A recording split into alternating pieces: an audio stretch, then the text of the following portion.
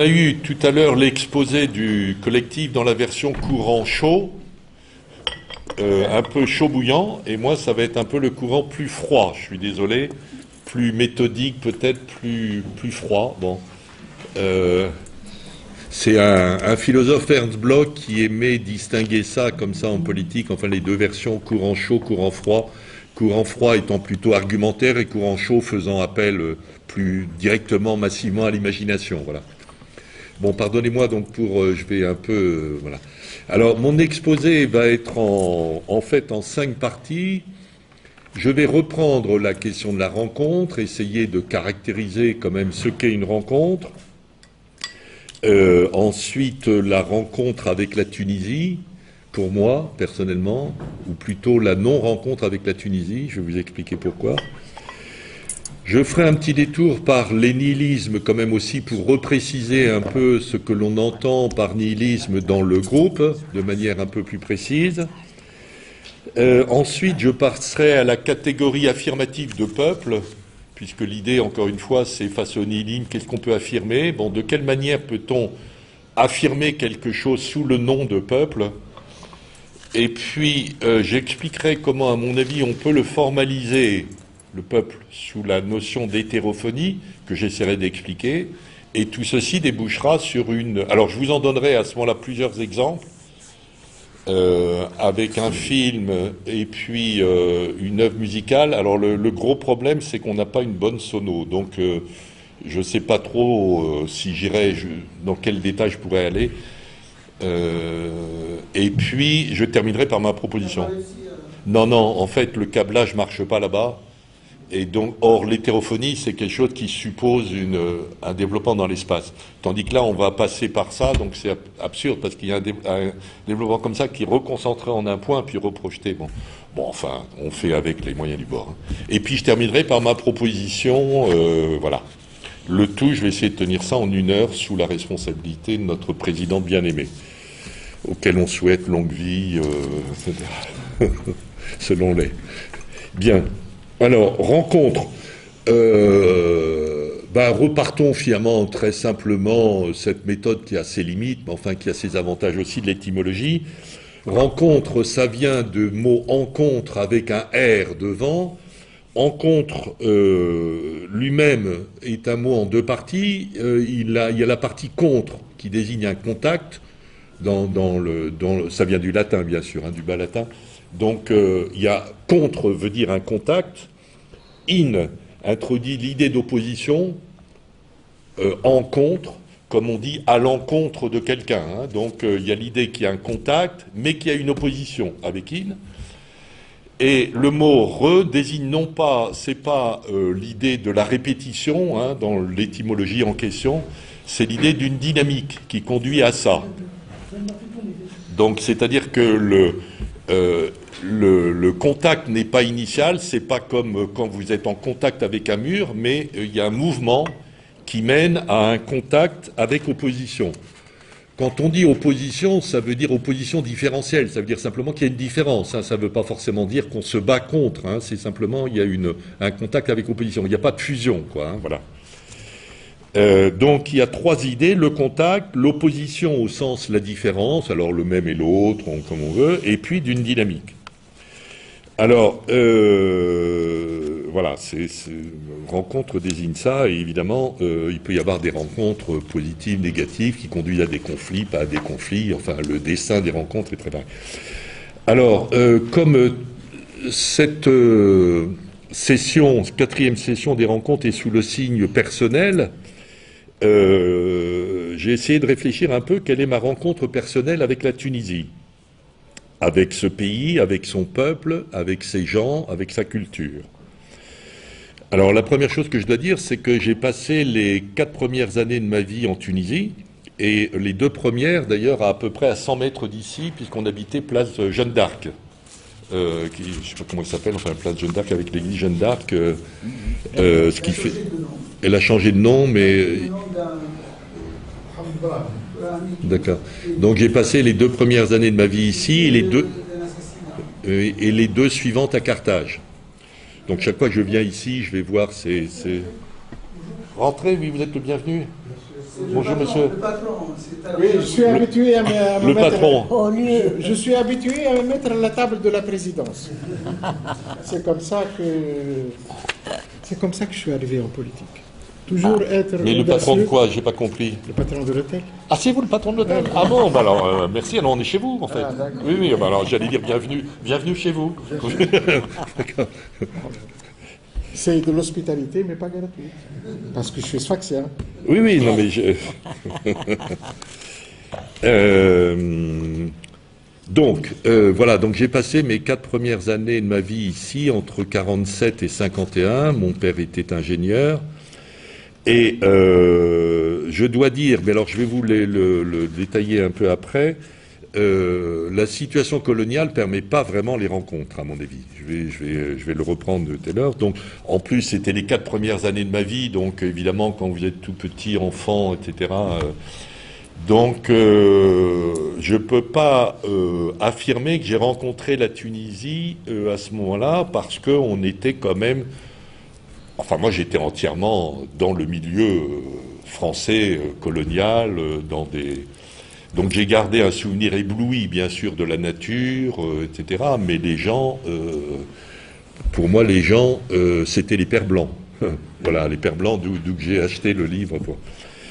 Alors, ensuite, si je prends mes rencontres, moi, j'ai eu une rencontre importante, mais avec la langue arabe, et plutôt avec la langue arabe littéraire, qui fait que je l'ai étudié pendant 10 ans à la mosquée de Paris, etc., mais la grande langue littéraire, quoi, qui m'a d'ailleurs amené à m'intéresser au Coran de ce point de vue-là, au tajwid, mais pas du tout avec les langues parlées, d'autant qu'en plus, dans mon histoire, après, j'ai passé 3 ans en Algérie quand j'étais adolescent, de 10 à 13 ans, où là, je me suis aussi intéressé à la langue arabe, mais pas à la darija, pas à la langue parlée par le peuple.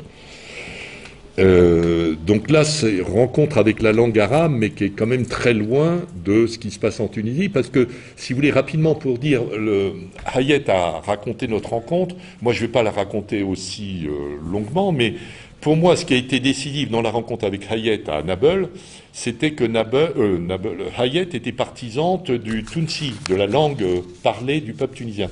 Et c'est ça, moi, qui m'a convaincu tout de suite. Je me suis dit, là, je suis face à quelqu'un de vraiment tout à fait original, consistant, parce qu'il soutient que la langue du peuple tunisien, c'est une langue. C'est pas un dialecte, c'est pas simplement... Or, il se trouvait, il n'en a pas parlé, mais il y avait une autre personne qui considérait que c'était un dialecte qui valait rien, etc. La seule chose qui comptait, c'était la langue officielle, alors que Hayet soutenait que c'était vraiment une langue qui méritait d'être traitée comme telle.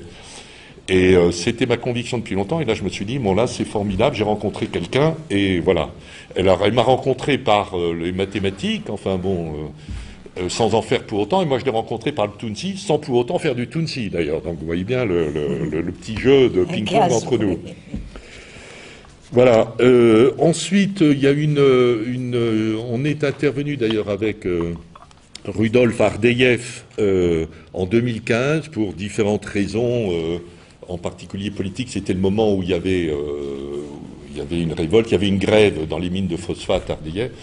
Et là, il y a eu une rencontre avec une jeune femme et qui a été ratée pour des raisons sur lesquelles je ne m'étends pas, qui pour moi avait été assez saisissante parce que c'était une jeune femme qui était perdue Ardeyev, quoi, qui se sentait complètement enfermée là. Et on avait eu un échange assez, à la fois assez tendu parce qu'elle avait pleuré, mais en même temps très intense, très vrai.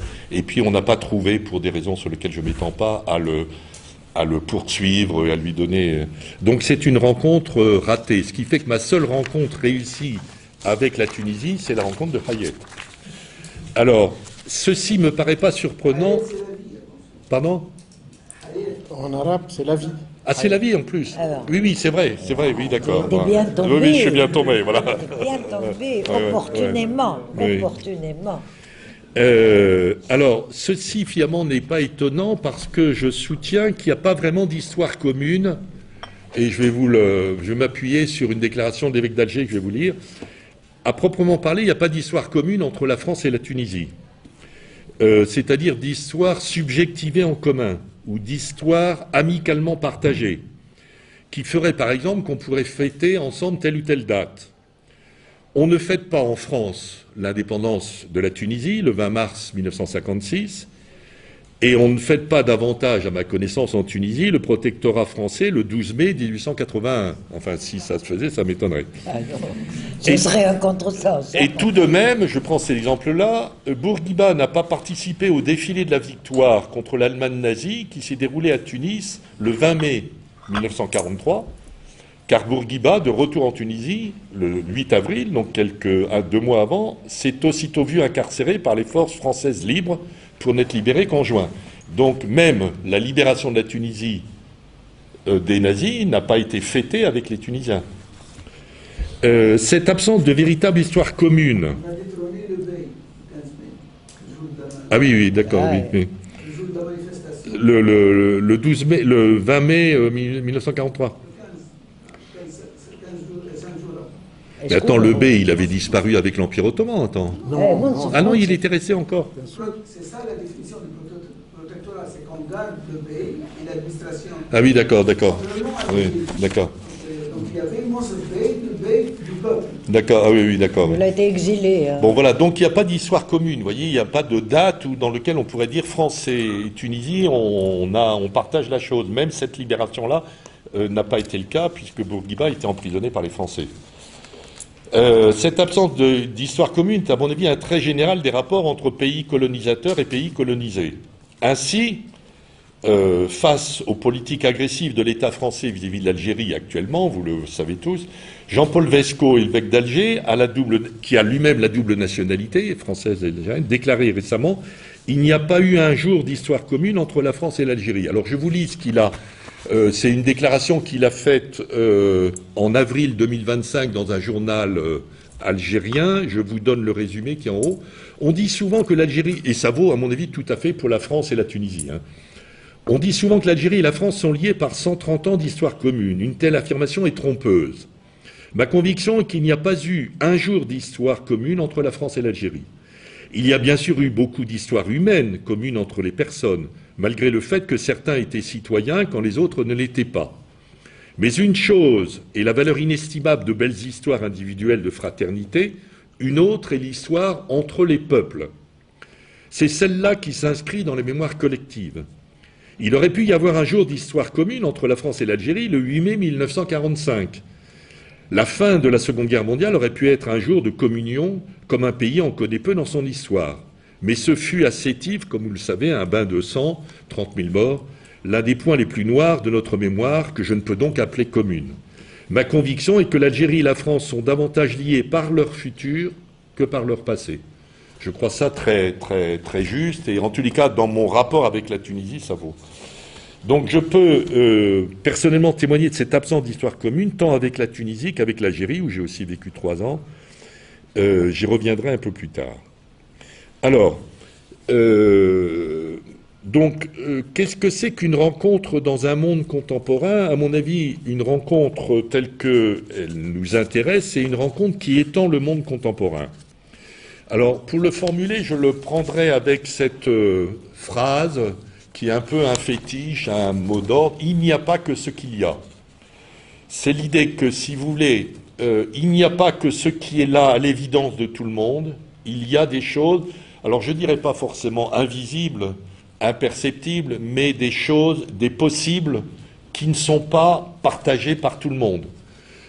Il y a l'évidence, il y a sur cette table l'évidence qu'il y a cette montre-là, on peut compter, etc.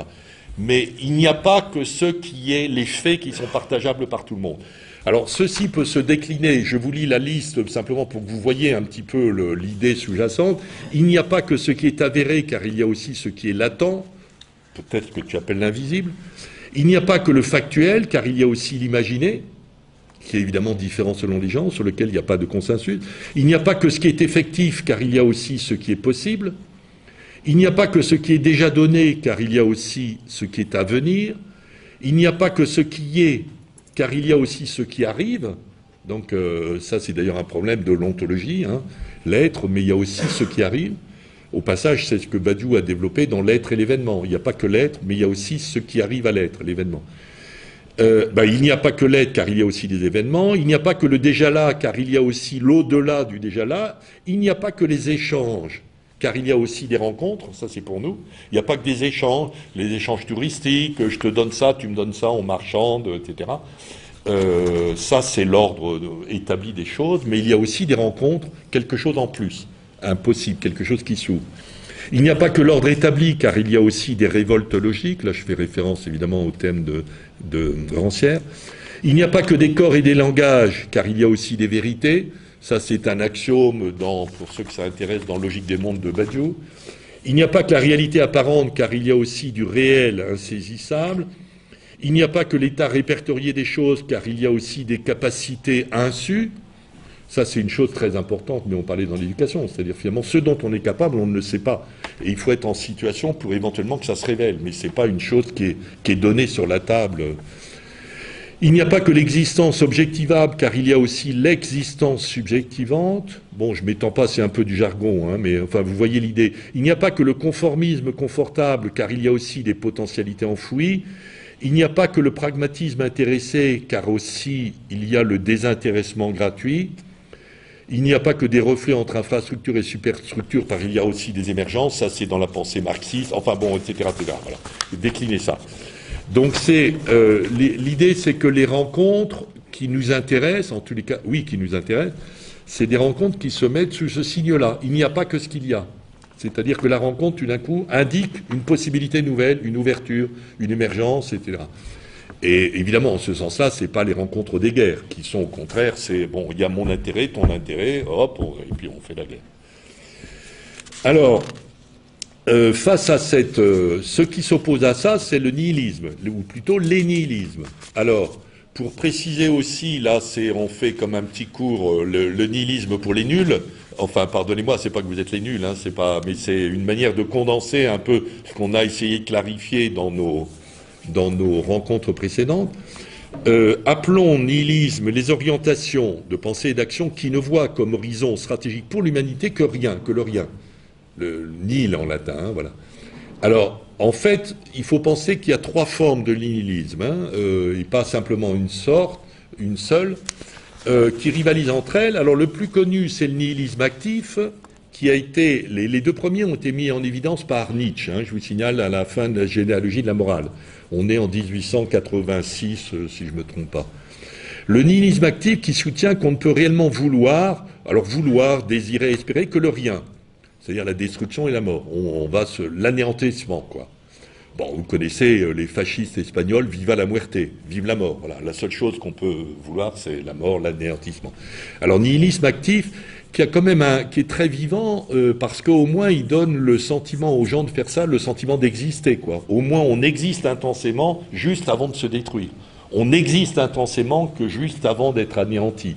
C'est une figure quand même, je vous signale, qui attire vers la guerre la jeunesse, enfin une partie de la jeunesse, parce qu'au moins, plutôt que de vivre mollement, au moins on va vivre un temps, ou dans les drogues. Dans les drogues, il y a un livre de Zorn, un Suisse là-dessus. Au moins, avec la drogue, j'existe intentionnellement, même si je sais que je me détruis. Mais au moins, comme ça, j'ai le sentiment d'exister. Alors que si j'ai métro, boulot, dodo, femme, enfant, etc., j'ai pas le sentiment d'exister. Donc le nihilisme actif intensifie au maximum le sentiment de l'existence, par justement la menace, et d'ailleurs c'est le truc classique des adolescents, on prend un risque parce que là on a le sentiment qu'on va exister, même si je meurs, au moins j'aurais vécu intensément pendant quelques minutes de ma vie, quoi. Le nihilisme passif, alors lui par contre il soutient il vaut mieux ne rien vouloir, voilà, se limiter à cultiver son jardin. C'est plus vouloir le rien mais ne rien vouloir. Bon, moi je veux rien, je veux être ma petite vie tranquille dans mon coin, d'accord ma vie est pas un temps, mais je survis tranquillement. Et puis le troisième, alors qui a été mis en évidence cette fois plutôt par Kierkegaard, donc on est un petit peu avant, en 1848, qui soutient notre forme de nihilisme. Non pas que Kierkegaard était nihiliste, hein, comprenez bien, ni Nietzsche n'était pas nihiliste, hein, c'est eux qui ont parlé de ça, mais ils n'étaient pas eux-mêmes. Hein. Que c'est celui qui considère que vouloir, finalement, c'est rien du tout, quoi. C'est qu'un leurre, et qu'il faut se contenter de survivre. C'est même pas ne rien vouloir, c'est que l'idée même de vouloir est une idée qu'il faut bannir. Alors, bon, vous voyez, dans l'époque actuelle, c'est souvent dans les trucs orientaux, un peu, bon, je connais pas très bien, mais le taoïsme, le bouddhisme, etc., je suis pas sûr que ça corresponde exactement au taoïsme et au bouddhisme, mais enfin, en tous les cas, voilà, le mieux, c'est de ne rien désirer, rien vouloir, rien espérer, non, même pas ne rien vouloir, c'est que l'idée même de vouloir, d'espérer et de désirer, il faut s'en séparer. Et puis vivre comme les plantes, quoi, on va dire. Bon, essayer de vivre comme un arbre et comme une plante, bon, comme un légume. Bon. C'est le détachement. Oui, alors le détachement complet. Voilà. Alors ça, c'est les trois formes. Alors à distance de ça, donc vous voyez, ça donne un triangle, soit nihilisme actif, vouloir le rien, nihilisme passif, ne rien vouloir, et nihilisme neutre, vouloir n'est rien. Donc il s'agit d'anéantir les vouloirs. Mais vous pouvez mettre désirer ou espérer. Espérer le rien, ne rien espérer. Bon. Alors ça, c'est le nihilisme. Alors à ça, l'idée, c'est non pas d'opposer, mais d'affirmer à droite que quoi ? Qu'il est possible de vouloir quelque chose qui n'est pas rien. Et alors, par exemple, il est possible de vouloir une œuvre particulière dans un art donné, musical, cinématographique, théâtral, littéraire. On peut vouloir une œuvre, et la beauté d'une œuvre, c'est quelque chose qui n'est pas rien. On peut vouloir une théorie particulière dans une science donnée, mathématiques, physique, chimie, biologie, etc. Et la vérité d'une science, on peut vouloir la vérité d'une théorie d'une science qui n'est pas rien. On peut vouloir un amour particulier, en particulier, pour moi, ce qui me tient à cœur, dans les rapports sexués homme-femme, et le bonheur d'un amour, et que ça n'est pas rien. Et puis, par ailleurs, on peut évidemment vouloir une politique d'émancipation dans les rapports sociaux entre groupes et classes, et qui est porteur d'une justice.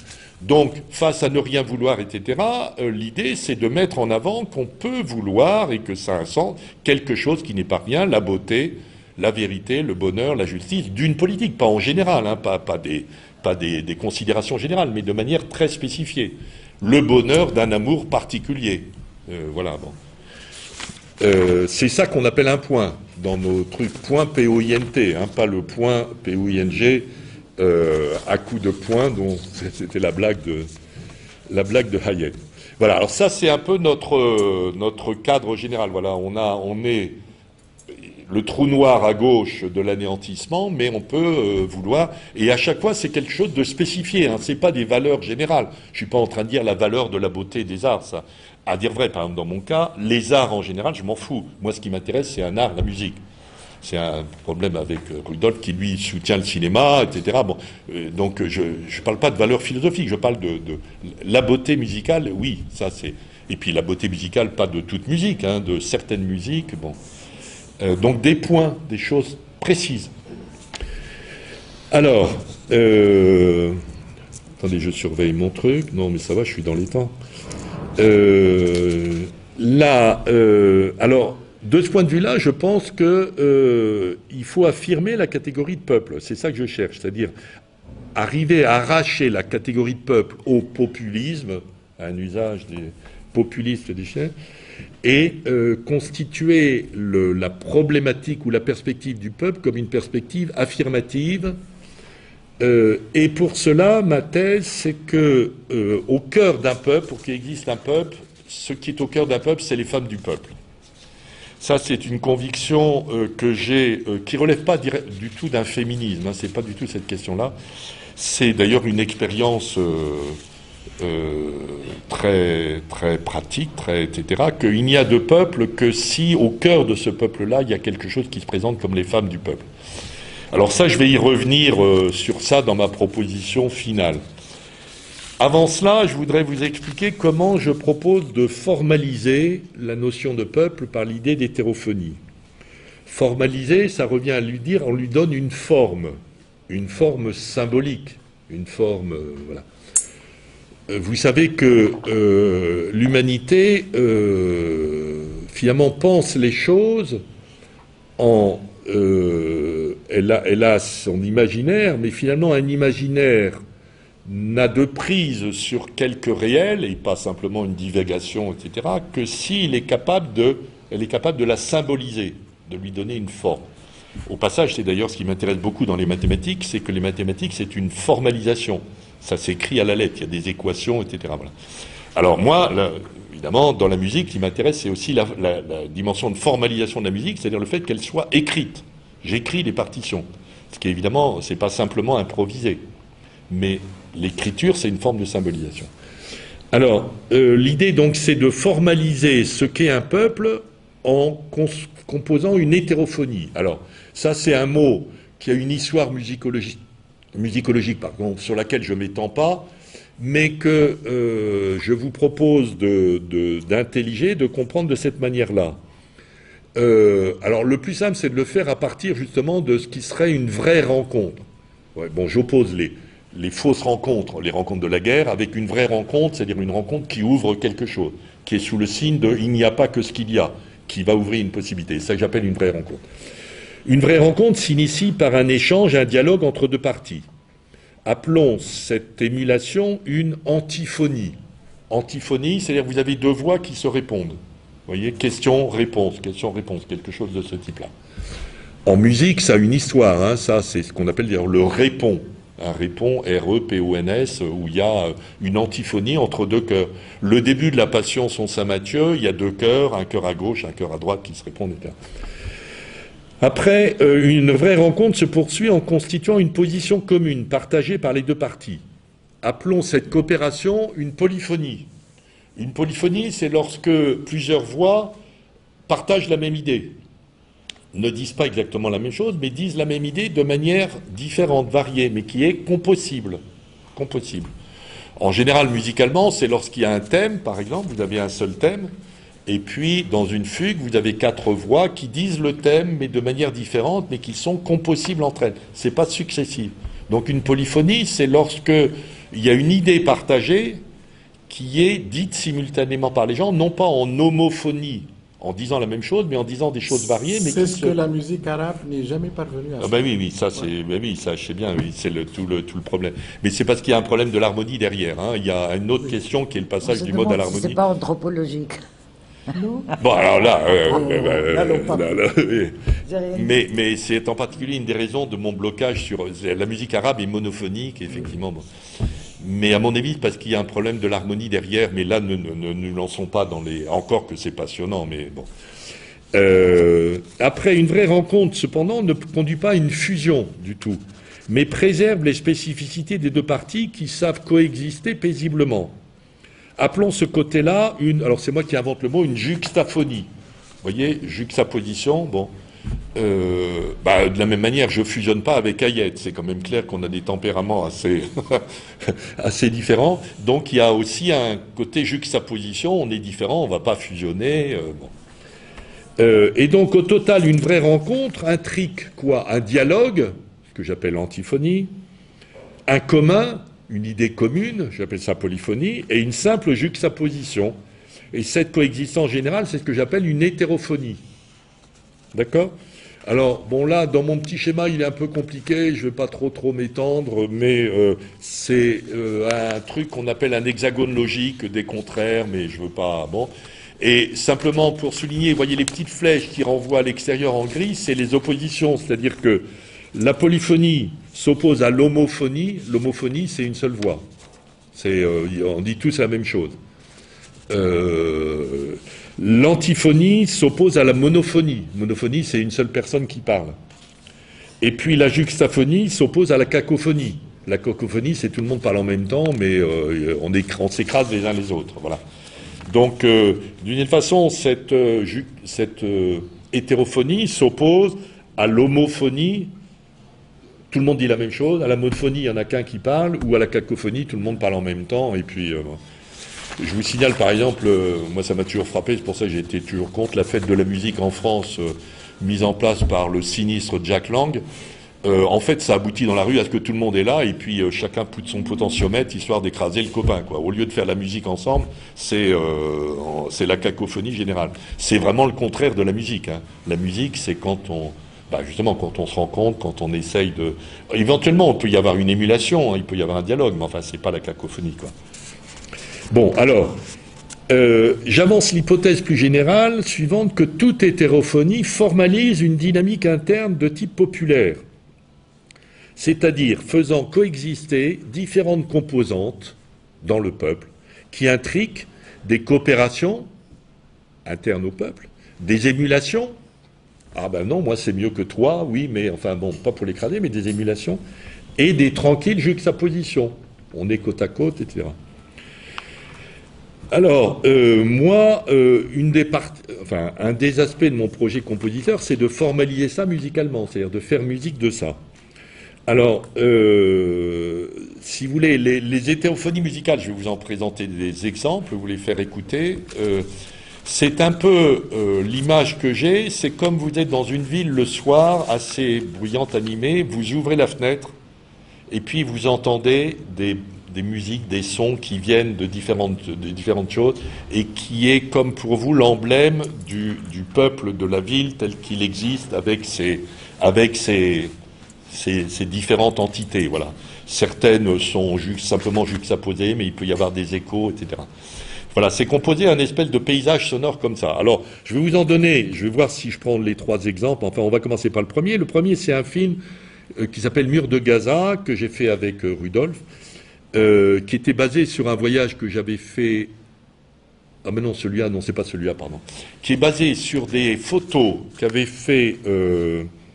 mince, j'ai oublié le nom, Taïsir, un Palestinien, qui avait fait des photos de pères de Gaza... Non, des photos des murs, des inscriptions sur les murs de Gaza. Et on a monté là-dessus un film où il y a donc la succession de ces photos-là, y compris avec des textes en arabe qu'on traduisait, etc. Et puis un mélange de musique, vous allez l'entendre, dans lequel il y a peu de musique proprement arabe, il y a simplement Kalsoum et Fayrouz. Mais bon, ça c'est aussi parce que je connais pas très bien la musique arabe et puis je dois vous avouer que j'aime pas trop ça. Je suis pas très à l'aise. Donc il y a plein de musiques, mais qui composent une espèce d'hétérophonie populaire. Voilà. Alors le plus simple, c'est de vous le faire. Alors galère, on n'a pas de son. Oui, bah oui, tu vas aller là-bas. Pour la sono, on est obligé de passer par ce micro que j'amplifie. C'est un peu entièrement aberrant, mais enfin tant pis. Hein. Alors, je prends le... Attendez, excusez-moi. Mur de Gaza. Ah, il faut éteindre. Attends. Je suis le directeur, je sais rien. Oui, c'est normal. Attends, alors. En Allemagne, avant de devenir directeur, On fait quoi? on passe par le stage d'ouvrier. Et pourquoi tu dis ça? Non, Ah, parce que le directeur, oui, d'accord, oui, j'ai compris. Oui, d'accord. Pour ne pas passer par le stade ouvrier, j'ai adhéré au Parti communiste. Oh, aïe. Tu es... Qu'est-ce qu'il est il est parti éteindre? Il est parti éteindre? Éteindre, c'est ici, non? C'est ici, là, l'entrée. Attends, il n'y a pas besoin d'aller demander. Oh, attends, il n'y a pas besoin d'aller demander à un spécialiste pour éteindre la lumière, quand même. C'est peut-être, il y a une commande centrale, peut-être. Fais gaffe, c'est le son. Hein. François, C'est la Kim. Bon. Il n'y a pas un bouton de lumière tout bête là-bas. Mais c'est pas la peine d'aller demander à un spécialiste. Si, parce que... Non, je dis que... Tu fais cache, toi. Non, ça a allumé, ça a allumé. Oui, Ça y est, il est là. c'est mieux. Alors, ça, c'est ça, oui, monsieur. Oui.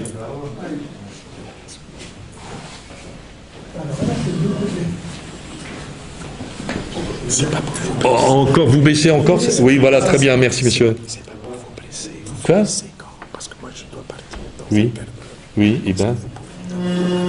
Est-ce que vous pouvez me donner la parole Après, oui, mais vous prenez là tout de suite à ce moment-là. Non, continuez. Bon. Parce que là, on en a pour un quart d'heure. Hein. Oui, ça va. D'accord. Alors.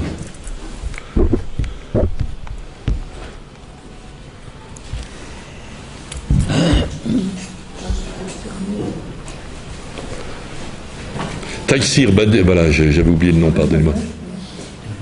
Normalement, la son... Ça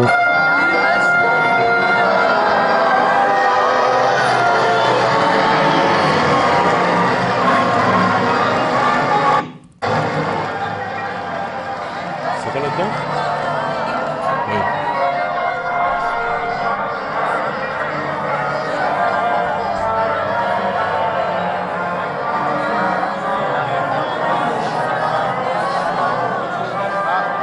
Elle est partie?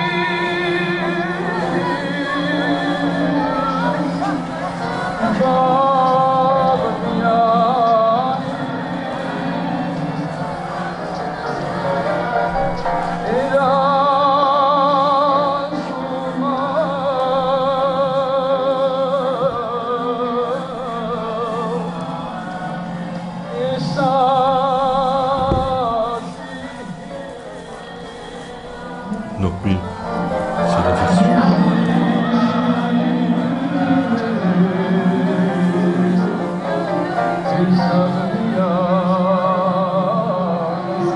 Eine Welt schrecklichem Land, die war ja so schön und so blank. Herr Förster, mein Stirnband ist los, es ist los, es ist los. Förster, knie nieder und bringt es mir. Frau Gräfin, sind so nicht an. Ich diene euch ja für mein Brot. Eure Brüste sind weiß, doch das Handbein ist alt, es ist alt, es ist alt.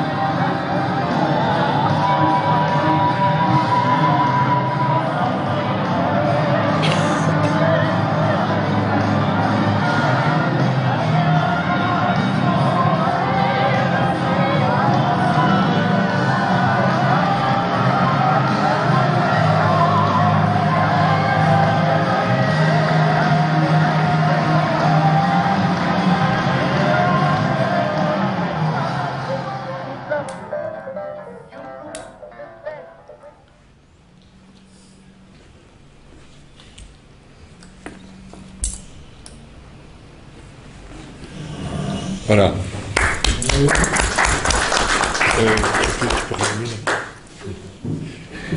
Voilà, donc, en plus, ce qui est quand même assez émouvant maintenant, c'est de penser que tout ça est éradiqué complètement. Éradiqué. Au passage, d'ailleurs, un des martyrs qui apparaît, c'est le frère de celui qui a pris les photos, Taïsir, là, etc. Alors, attendez, je quitte ça. Oh là, non. Donc, je reprends mon fil. Donc là, je ne vais pas trop m'étendre parce que, en fait, les conditions dans lesquelles on écoute ça sont vraiment catastrophiques. Hein. Musicalement, j'entends. Parce que dans ce que vous avez entendu, mais vous ne l'avez pas entendu, il y a 6 voix, en fait, différentes. L'une, vous voyez la liste, l'une qui est plutôt des musiques populaires arabes ou arméniennes, avec d'autres de la musique de cabaret, la musique avec plutôt des voix, la musique de vieux jazz, des musiques de film et puis des musiques de piano. Bon. Tout ceci ne s'entend que si la musique est spatialisée. Or là, vous comprenez, elle est composée pour être spatialisée, mais là, elle est projetée de telle manière que tout est écrasé. Donc c'est un peu ridicule, parce que c'est comme si une hétérophonie est transformée en cacophonie, précisément, puisque tout le monde est au même endroit. Bon, c'est comme ça, c'est comme ça. Hein. Enfin, voilà. Donc, voilà. Alors ça, c'est un premier exemple. Alors un deuxième exemple que je voulais vous donner, mais alors là, ça va être encore pire, parce qu'en plus, il n'y a pas de rien à voir. C'est tiré d'une œuvre qui vient de sortir dans un coffret qui s'appelle Hétérophonie. Il y a une œuvre qui s'appelle Pétrograd 1918, et dans la première partie, qui s'appelle Nuit de Pétrograd, je fais un peu la même opération, mais cette fois avec de la musique russe. On est censé être c'est basé sur un poème de Bloch, Alexandre Bloch, qui est très connu des Russes, qui s'appelle 12, qui se situe fin janvier 1918 à Pétrograd, et qui voit passer dans les rues des gardes rouges, parce qu'à l'époque, il n'y avait pas encore l'armée rouge, donc des gardes rouges, et bon, je vous passe le détail, etc. Et donc là, ce que je vais vous faire entendre, mais je ne sais pas si je vais tout vous faire entendre, parce que si tout est écrabouillé, c'est un peu... bon, il faut s'imaginer, vous êtes à la fenêtre de Pétrograd, vous ouvrez votre fenêtre et vous entendez, voilà, tout un ensemble de choses, dont des voix, voilà. Pour que vous ayez quand même une idée avant, vous voyez, c'est composé de manière extrêmement stricte. Hein. Il y a 5 voix. Une voix qui est plutôt musique traditionnelle russe, une voix de musique orthodoxe, une autre voix de musique traditionnelle, une voix avec de la musique bolchevique, et puis une autre voix encore avec de la musique orthodoxe. Et tout ça se déroule pendant 12 minutes. Mais je vais voir si on supporte d'écouter ça dans les conditions qui sont les nôtres. Mais enfin, au moins, vous aurez une idée de la chose. Alors, attendez, je vois rien. C'est là-haut, Nuit Pétrograd, c'est par là que ça se passe. On va le faire comme ça.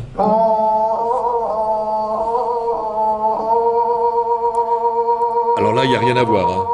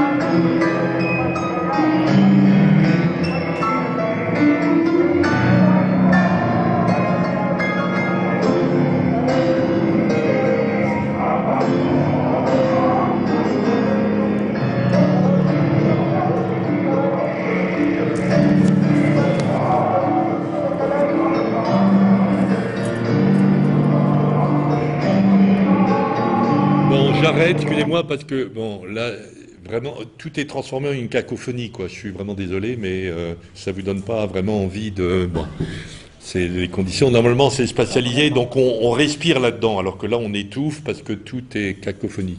Je vous en donne quand même un dernier exemple. Je vais pas vous le faire écouter en entier, mais pour vous montrer comment aussi dans cette même œuvre Pétrograd, je le fais avec une musique ma musique en fait, voilà, bon. Ça dure 4 minutes, là je sais pas ce que ça va donner. Au début, c'est pour piano là uniquement, au début c'est un piano seul, puis après il y a 3 pianos.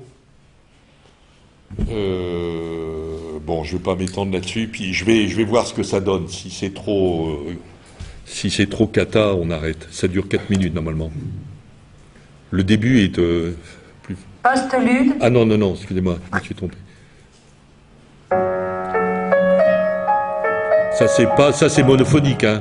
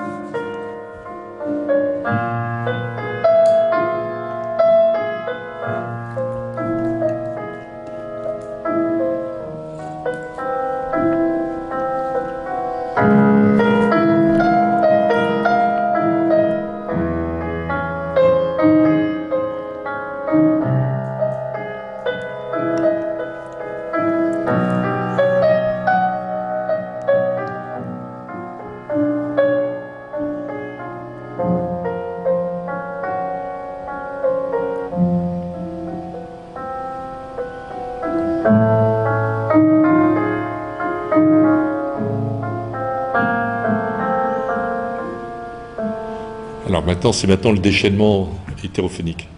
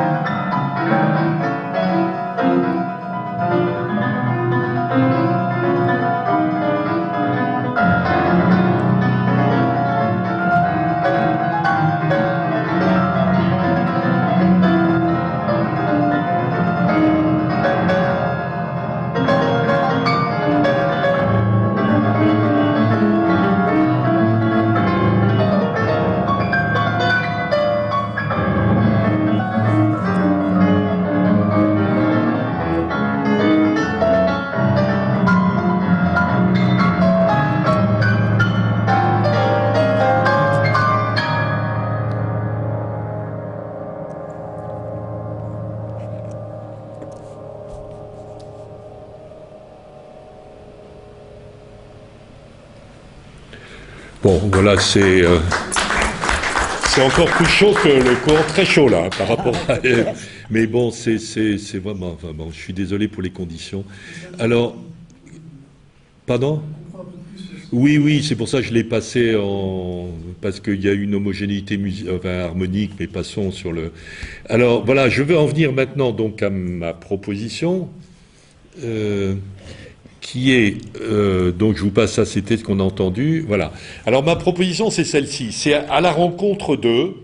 En fait, vous avez compris que d'une façon, en un certain sens, j'ai pas vraiment rencontré la Tunisie. Hein. J'ai rencontré Ayet, mais je vous ai expliqué pourquoi. Moi, ce qui m'intéresserait, ça serait d'aller à la rencontre du peuple tunisien, et donc, mon hypothèse, c'est que le cœur, c'est les femmes du peuple. Il y a un peuple quand les femmes du peuple sont le cœur de la chose, sinon il n'y a pas un peuple. En particulier, par exemple, dans les bidonvilles, c'est très très frappant. Enfin, j'ai fait pas mal avec Rudolf d'ailleurs, d'enquêtes dans les bidonvilles, etc. Dans les bidonvilles où c'est vraiment une situation populaire, vous vous rendez compte que le bidonville est tenu par les femmes. C'est pas les hommes qui les tiennent, c'est les femmes qui les tiennent. Et ça, dans n'importe quelle situation populaire, c'est le cas. Et je vous ai pris cet exemple-là d'un film qui est absolument superbe, qui s'appelle Le sel de la terre, en 1954, qui est sur l'histoire d'une grève de mineurs au Mexique, qui est vraiment fabuleux. Et là aussi, en fait, vous vous rendez compte que la grève des mineurs est tenue par les femmes qui sont là en arrière et qui apportent à manger aux mineurs, etc. Il y a une très belle histoire d'amour, en plus, entre cette femme-là et son homme. Bon, donc, mon projet, ça serait, mais ça, je ne peux pas le faire seul, je ne peux le faire qu'avec des Tunisiens, et en particulier des Tunisiennes, qui serait d'aller rencontrer des femmes du peuple ou des groupes de femmes du peuple, un peu comme celles dont on avait parlé dans Balade solidaire, là, pour, d'une façon, essayer de formaliser ça hétérophoniquement, un peu comme ce que je vous ai présenté là, sous forme d'un projet d'un film, finalement, où il y aurait, d'une part, des photos, simplement des photos ou éventuellement des plans, enfin à voir, de ces femmes-là, et puis une bande-son, mais qui serait décalée, avec des enregistrements, des voix, des musiques, de ce qu'elles chantent, de la musique tunisienne, ou même d'autres choses, mais enfin quelque chose un peu du style Les Murs de Gaza, si vous voulez, voilà. Au lieu de faire un film genre Murs de Gaza, ça serait un groupe de femmes du peuple tunisienne, à tel endroit, etc. Bon, j'ai bien conscience que pour faire ça... Donc, ça suppose que ça soit un projet qui intéresse des Tunisiens, des Tunisiennes, parce qu'il faut évidemment une Tunisienne pour parler aux femmes, il faut quelqu'un qui fasse des photos ou des films, il faut un preneur de son, et puis ça impliquerait de ma part un engagement, passer, mettons, un mois en Tunisie, quoi, enfin je sais pas quoi, de cet ordre-là, c'est pas un truc, je viens faire, bon. Mais ça m'intéresse parce que ça serait une manière de formaliser l'idée du peuple, de formaliser musicalement ou cinématographiquement l'idée du peuple, et donc une manière de rencontrer, à la rencontre. Voilà, telle est ma proposition, qui corrèle un peu les points dont je vous ai parlé, rencontre, que c'est qu'une rencontre, peuple, hétérophonie, voilà. Et que je soumets à votre discrétion d'ici, s'il y en a qui sont intéressés, ou d'autres, voilà. Voilà, j'ai fini.